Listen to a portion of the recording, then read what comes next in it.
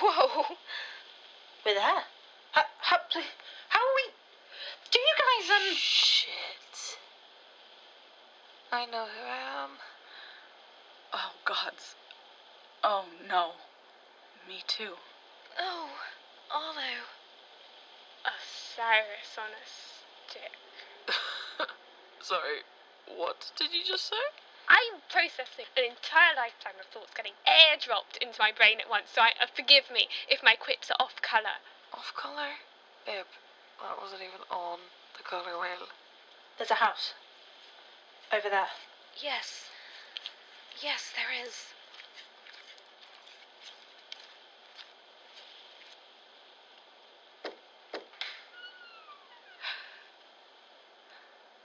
Hello? Oh my god, is that Oliver?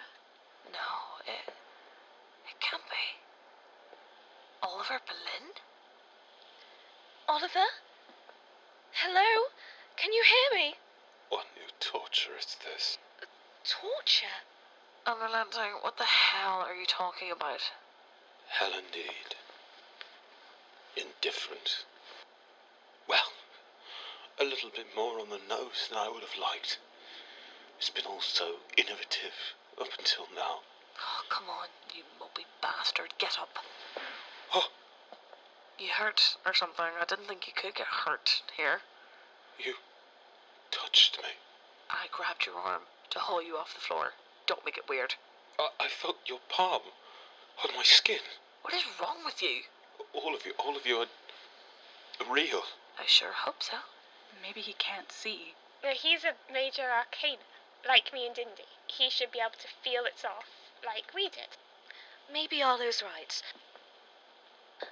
Oliver, it's all right. Just take a couple of deep breaths. You're real. I can feel your hands on my shoulders. What? Yeah, he's all weird. But why? Why are you here? We were looking for Sam. Yeah, we figured Big Wall of Roses. Dead giveaway. Sam. Yeah, you know, this big, silver hair, god complex, totally in love with you. Well, he definitely won't be here. Why not? Oliver, where do you think here is? It's obvious, isn't it? This is hell. Oh god, his brain's been scrambled.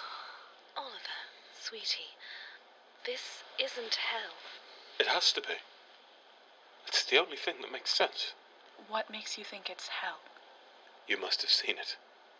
On your way here. That thing. It haunts me. Oh, your faceless friend. Yeah, pretty horrifying, to be fair. So you understand. It must be hell. Well, our running theory is that it's some kind of arcane construct. We don't know what it's for or how it works, but we are pretty sure it's got something to do with Sam. Sam? That person we saw, without a face, who are they to you? Someone from a long time ago. Someone you loved? Yes. How did you know that? Well, think about it. You and Indy were put together, and me and Anna, too. It makes sense that whoever that is would be someone Oliver loves. But if it is Sam that's doing this, why wouldn't he just shack up with Oliver himself? Oliver? I know that face. What happened? Something happened. What? I broke up with Sam. You did What the fuck? Oh, Oliver. You knew about this. Not for certain. We had but- to do something. We had to try to make it stop. It wasn't fair what we were asking Sam to do. Which part of Don't End the World is an unfair request? It's not just that for Sam, though, is it? It was more complicated from their perspective. There were a lot of balls in play. Oliver and I, we spoke about it. We agreed we had to try whatever we could to make it so the decision didn't have to be Sam's anymore. And breaking up with him helps how? There was a prophecy about us. It implied that our being together was the catalyst. Oh, God, it's not the one about the doom of the world. Oliver, you numbskull, that was about falling for him, not anything else. It doesn't matter if you break up. It was always going to happen. It's only fair that he would want to punish me after that. Punish you? That thing, that creature you came across, it was an echo, a memory. Jack died the night I was made a Major Arcana. His death is the reason why I am what I am, but it's been so long, I barely remember. Oh. Bathsheba, save me. It's your dead boyfriend, isn't it? Yes. His what? None of you ever asked him how he got made Major Arcana, did you? You didn't kill him, did you? No. Of course I didn't. He just... Got a hate crime to death on the floor of a bakery whilst Loverboy here watched, or he would have if they hadn't thrown acid into his eyes. Now Sam's made this thing. This monster. To hound me. And Oliver, maybe this wasn't meant as a punishment. what else could it be? Maybe he was trying to give you what he thought you wanted.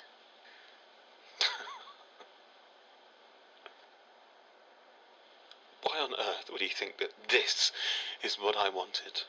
Oh, I don't know, genius. Maybe because you broke up with him and he's entirely aware that the entire reason you signed your soul away was this other guy. Faithful listeners, I'm going to tell you a story. It's a story about people. It's a story about you. It's a story about me. It's about everyone. And it's also about nobody at all. Once upon a time, there was a little boy. And in all of the important ways, he was a little kid like any other. Except he wasn't. He could see the world for what it was, the shimmering threads that link everything together. He could make anyone do whatever he said. He could even wake the dead. They were me, of course. Just a little boy. But also so much more. And so much less. This story begins long before the main character is born. Long, long before. It begins with a creature made of fear of the unknown, made stronger by those who sought him out but never looked for him. It walked here and there, this thing made of fear of the arcane, out of the arcane itself, and two people who desperately wanted a baby of their own made a deal with it. They were so sure the terms of this deal they struck could be defined in terms humans could learn and even outsmart. The parents knew one of his greatest tricks was to make children who never aged, who were born with arcane abilities so strong it was impossible not to adore them, but it was also impossible for them to live a normal life. So they asked for a child with no arcane power at all. She was to be named Molly Marie Enfield, and she was born without a scrap of her own arcane essence, and both her parents paid for her with their own lives. Molly grew up lonely, detached. Her grandmother was an apothecary. Her life was surrounded by magic that she could not access or perform, no matter how she practiced, studied, and cried. The magic never came. And then her grandmother passed away, leaving Molly alone with a shop she could not run because she had no magic. But it was okay, because Molly had a plan. She'd heard of someone, something, a broker of deals, a man who walked here and there, on the fringes of the known and the unknown, a being that existed in the spaces between words, who fed on the fear perpetuated by the bodies of those he left behind. Deaths with no real explanation, explanations that didn't quite fit. The gap between the known and the unknown. Molly didn't care what the price was, even if it was her life, so she found a way to reach him. He made her a deal, knowing she would ask for one, having stationed one of his ruined, empty foot soldiers to watch over her and dozens more to stalk her dreams and make it so that she would grow up afraid, inadequate, and alone. So the young Molly Marie Enfield cast a circle and waited for the man to come. But first, she met someone else. Someone sad and strange and distant. A man out of time, unstuck from the threads of his own life, walking through memories like they were a stroll in the park. They told her the deal was already done. They barely even tried to stop her, knew there was no point, knew then that the deal Molly Marie Enfield would make was not just her deal, but his too. They gave her a picture of a white door, set in darkness, standing ajar. Molly Marie Enfield woke the day after her deal, and it was like the world was in colour, and all her life, until that day, she'd only been seeing black and white, and she always knew the power was borrowed, that she was only ever regent to it, that one day she'd have to pay the price which was also the gift itself, but she was never sure what that meant. She'd met the man in the flat cap's broken foot soldiers, seen how their personalities were flattened into the apotheosis of their worst trait. She wondered what hers would be when he took her. The arcana of trying too hard, the arcana of self-disgust. But she was wrong about how it worked. It wasn't about your worst trait, it was about the thing you were running from.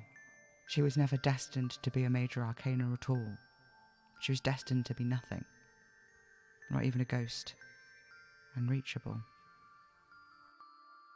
And then one day, she heard a prophecy from a friend who would become a lover. A prophecy that said she'd bear a child who'd best the one who walks here and there. And she took this as a duty, but 2 children into her attempts to force fate's hand, she realised the child would come the same way the one who walks here and there had arrived too.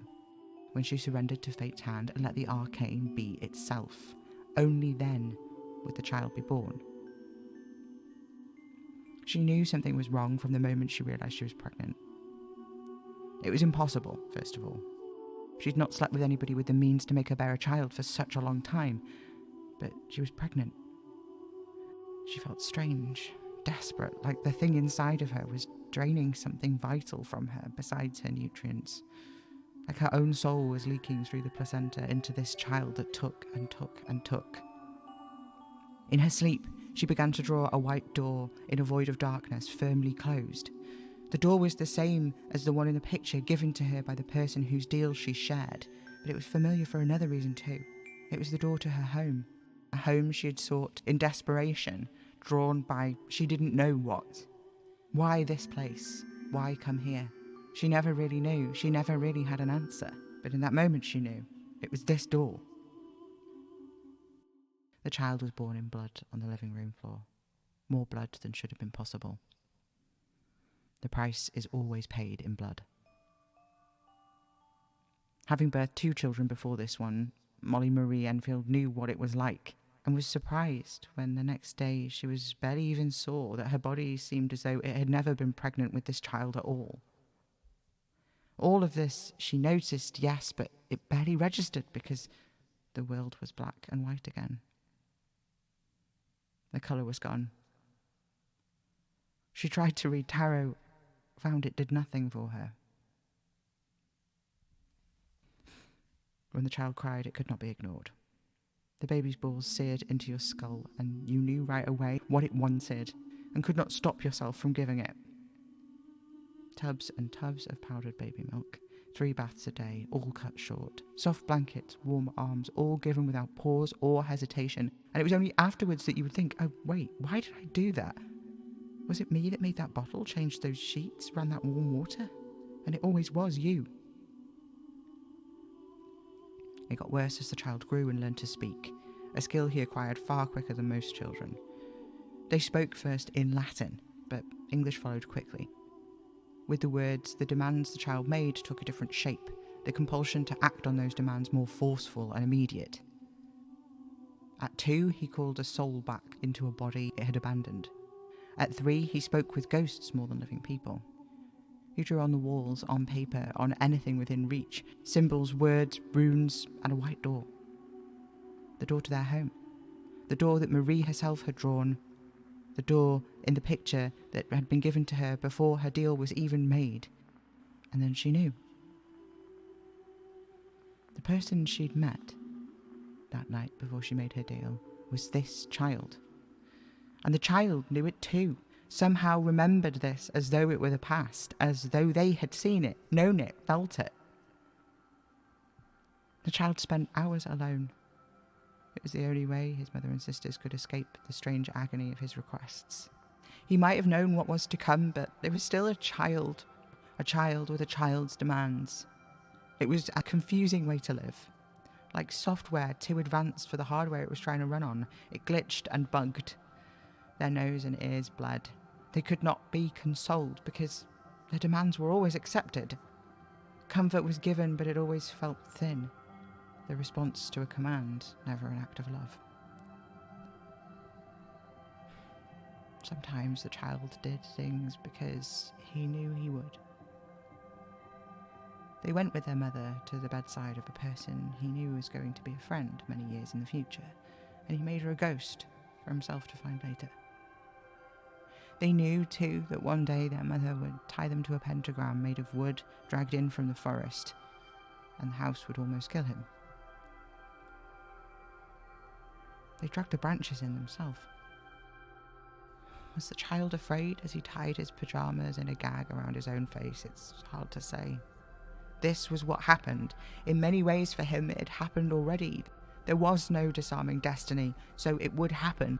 But he still shook as he walked down the stairs, knowing it would come, knowing what he was, feeling all of it at once. There in his head, a whole lifetime of thoughts and feelings right there to sift through, but impossible to understand, because he was a child.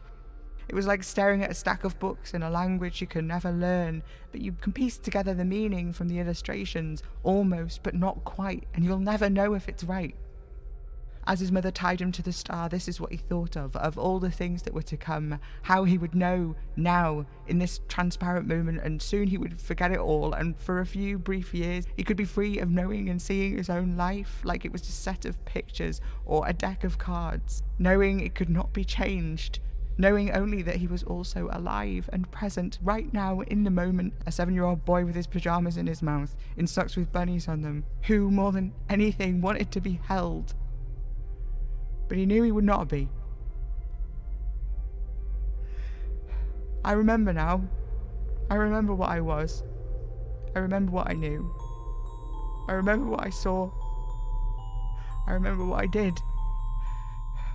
I remember knowing this moment now, that it was coming. That it was always going to come. That one day I'd be here, telling you this. Only I don't know what's supposed to happen next. In my memory of the future, this is the end. But it isn't. Not yet.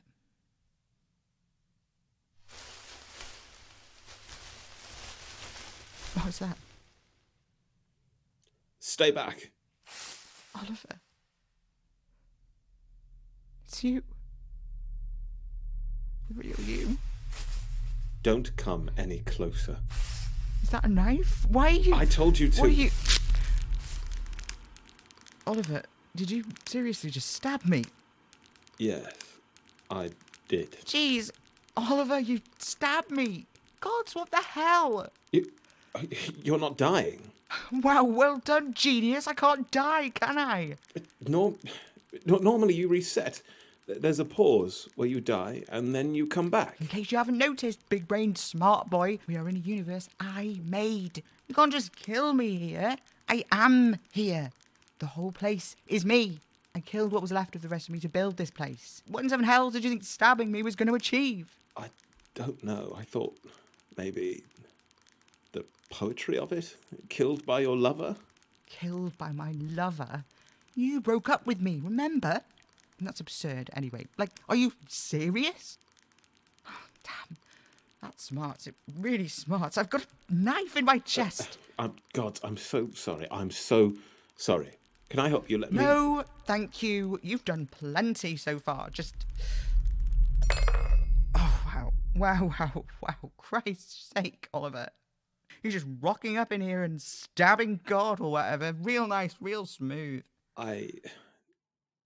Should I go? I don't know, maybe. You did just fully stab me in the chest, so maybe that'd be an idea. What do I do now? I don't know, do I? Pick your poison. It's your slice of paradise. Why don't you go back to Jack and just be happy instead of worrying about everything else? Have you been outside at all since you made this place? No. I can see the whole place from right here in my garden. Why would I need to go outside of it? I'm God now, remember? I can just do that.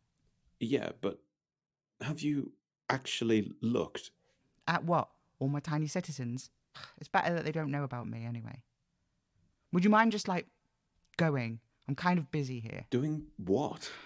Holding all the threads together. What do you think? It looks to me like you've been getting shit-faced, to be honest. I can multitask. Welcome to Sam's paradise. You're welcome. Now just go and be happy or whatever and leave me in peace. I'm kind of in the middle of something. Happy? Yeah. Just go. Don't rub it in. Just enjoy it. No need to thank me. Thank you! Getting a sense something about this isn't sinking in. I want you to go. Yeah, well, I don't want to leave. Because you seem to be under the impression that this little slice of the arcane you've curated for us is some kind of nirvana. But you haven't been paying attention. Just let me brood. It's fine. I'll get over it eventually. I thought I was in hell. You... What? Why? I gave you everything you wanted. The cottage, the family, You Jack. built that place out of my memories and desires, didn't you? That's what you tried to do. Sam, I don't remember what Jack looked like. I've spent months stalking through this maze of flowers, swaying in a non-existent breeze, followed by this thing. And I could tell it was him, but he looked like nothing. But... It was... Maybe it's not what you were intending, but Sam, it was hell. That place you made for me, it was hell. It's gone now. What? The place, it's gone. Then, I can make you something else. Do you want your shop? There it is. And the smell of the meadows on the Somme, on a gentle breeze. Here. Now please, leave. I don't want the shop. Then what do you want? You want to stab me again?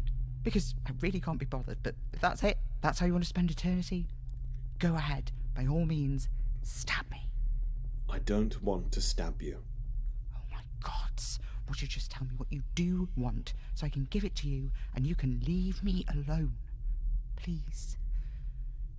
Just leave me in peace. I don't want to leave you. Don't be stupid. I'm not that kind of god. You don't have to tell me what you think I want to hear. I mean it. Is this peace for you? Really? Is that what this is? Sometimes when I close my eyes, I can taste oblivion. I think that's as close to peace as it gets for me now. That sounds miserable. It doesn't matter. Everyone here is safe and happy. I made a mistake with you, and I'm sorry. Maybe I didn't want to look too hard at what you wanted because it hurt too much. To be fair, you had just broken up with me, so I think you owe me forgiveness for that, actually. Nobody owes anyone forgiveness. That's not what forgiveness is. And it's not just one mistake you've made, Sam. This whole place, it feels wrong. The people here, they feel it. Not all of them have woken up to what's happening here yet, but they eventually will, because you can't know what people really want. I can get pretty damn close, though. This isn't... It's not good, what you're doing here. Then what the hell should I do? It was end the world, or leave it as it was, with all its pain and hurt and suffering and death. This, it's a happy medium. I didn't have to pick. It should never have been your place to pick. Well, it was. I paid for it in my own blood. Are you crying? I died for this place. For everyone. for you. And you stabbed me. I'm sorry I stabbed you. When you came in, and it was the real you, really here. You came to me, for real. And then you fucking stabbed me. I thought, when I saw you there, I thought you'd come back to me. I thought that meant that you wanted me enough to walk away from Jack, even though that doesn't make any sense. Even though I tried to make you forget. But it was hard. And you're just here to destroy this place. And I worked so hard to make it for everyone. I tried so hard to make you happy. It is not your job to make me happy. Of course it is. I'm God. No, you're not. You're Sam. You're my Sam, and this is not what you are for. Then what am I for, Oliver? Death? No, you ridiculous man. You are not meant for anything.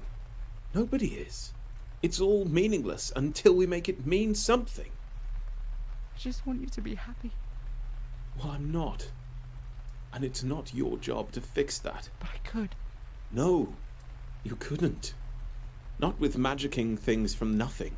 Not with twisting the arcane around your fingers until it looks pretty enough. None of that is what makes people happy. They find happiness themselves, in things they love, people they love. Happiness is the stuff that makes you want to go on living, despite all the muck and suffering it's buried in. I looked for him. For who? Jack. But it's been too long. What's left of him is in so many pieces. It's not... I couldn't pull them back into a person, not without knowing what he was like before. I'm sorry. You really think that's what I want, don't you? It's fine. You can just go. I don't want to leave. Just go. Just go. Everyone leaves. This is what I'm meant to be doing. What is it exactly that you think you've done? He said I could end the world, but I didn't want to hurt anyone. So I kept you all of you that I could. I kept you safe. I made you all happy. Why? What do you mean, why? Because I love you. Because that's what you do for people you love. I think I may have been quite foolish. I underestimate you. I just wish you'd offer yourself the same love and protection as you do to everyone else, falling on your sword every 5 fucking minutes. Me falling on my sword? You're one to talk. Yes, maybe we're both a little guilty of that. It's my responsibility, given I have the power to change everything, to actually do that. There was no other option, no better way. It's the only alternative to ending it all or leaving it as it was. That's not... Would you stop trying to find a way to make what you're doing sound rational? The reason it hasn't worked has got nothing to do with you succeeding or failing. The whole endeavour, it's fucked, Sam. Can't you see? I want to be good. You were good enough already. Then why did you leave? Sam. I could kill you right now. I could scatter you across this place. I could take you apart. It'd be so easy. I know. Why did you do it? Why did you leave? You stupid, selfish thing. You ridiculous thing. I tried to make you happy. Why? Because I wanted to. You ruined everything. And now it's raining in my garden, and it's supposed to be perfect, and it isn't, and it is your fault.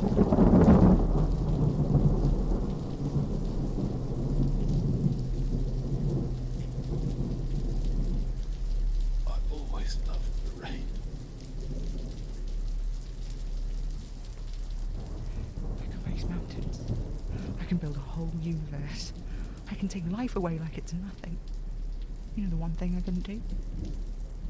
I could never get the smell of you right. What? When I remembered you, the smell of you, I could never... There was always something missing, and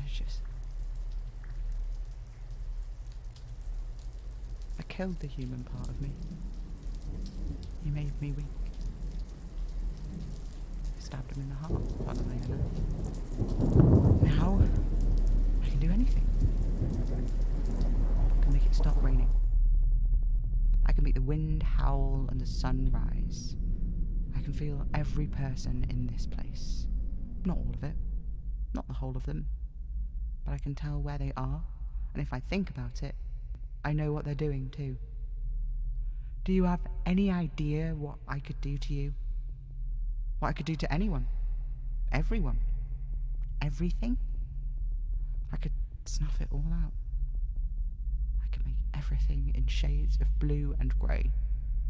This whole place is around my fingers. The whole of everything. I can twist it and pull it any way I like, and this one thing, I couldn't do it. I tried, and I almost got there, but it wasn't right. Do you have any idea what that felt like? I could do anything I want, almost without thinking, but the one thing I can't get right is the smell of you. It's been driving me insane.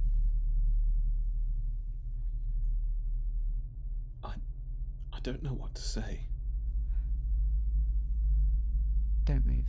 Sam. I said, don't move. No, you can't move, can you? I can see all the shimmering little threads of your soul, Oliver Berlin. I know what you are. You think you're so bad. You think you're fucked up. You think you're a wreck. You think it's all your fault. You're absolutely ridiculous. You don't understand anything. I'm sorry. Oh, you're sorry? You leave? I die for you. I try to make you heaven, and you turn up, and you stab me, and you're sorry? I don't care if you're sorry. I want to ruin you. I want to tear you to pieces. Do you understand? Yes. All of this. Everything I've done. All of it. Look at what I am. What have I become? I've always known what you are. Liar. I'd die for you 1,000 times. I'd kill for you, and I wouldn't even flinch. I'll give you anything you want. Sam, you're a monster.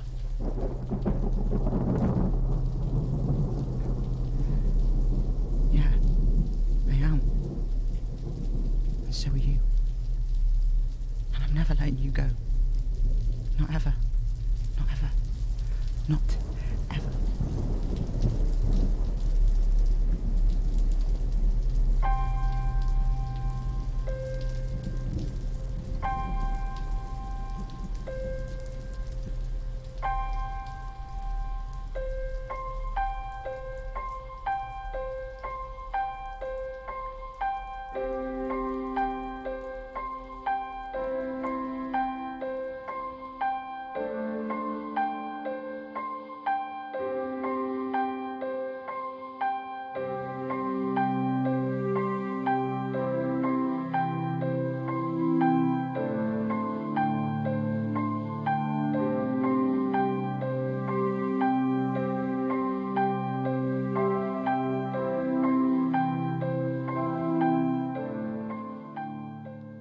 Spirit Box Radio is a Hanging Source Studios podcast written, directed, edited and produced by Ira Major. This episode starred Jessie Jeffrey as Kitty, Daisy Major as Beth, Becca Barton as Indy, Alex Pilaber Richardson as Anna, Reba Yo as Arlo, Will Cummings as Oliver Berlin, and me, Ira Major, as Sam Enfield. If you enjoy the show and want early access and bonus content, you can help us by supporting us on Patreon at patreon.com/Hanging Source Studios. Spirit Box Radio is recorded in front of a dead studio audience.